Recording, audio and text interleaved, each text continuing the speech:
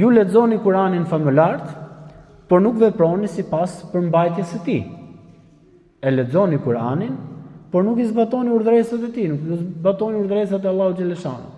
Dhe është një nga kërcënimet e profetit alayhis salatu selam që do të vi thot një kohë që Kur'ani thot nuk do ta kaloj pjesën e fytit. Pra do të ngeli vetëm si lexim melodioz, por nuk do të ketë ndikim në zemër. Dhe kjo nuk ka asnjë farë dobie në jetën e përditshme të besimtarit musliman.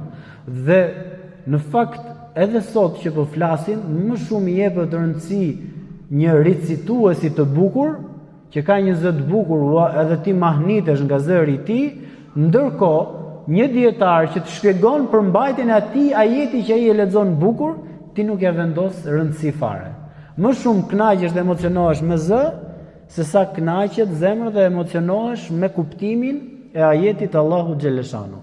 Sepse Allahu thot në Kur'an: "Innamal mu'minuna alladhina idha dhukira Allahu wajilat qulubuhum wa idha tuliyat alayhim ayatu zadatuhum imana wa ala rabbihim yatawakkalun." Sepse besimtari vërtet është ai që kur i lexohen ajetet e Allahut, u shpjegohen kuptimet e ajeteve të Allahut, u rrënqethen zemrat. Pra nuk u rrënqethet zemra nga veshi i melodisë, po ju rrënqethen zemrat nga kuptimi që ka ajeti, që është një orientim për jetën e kësaj bote me përfitim në jetën e përtejme.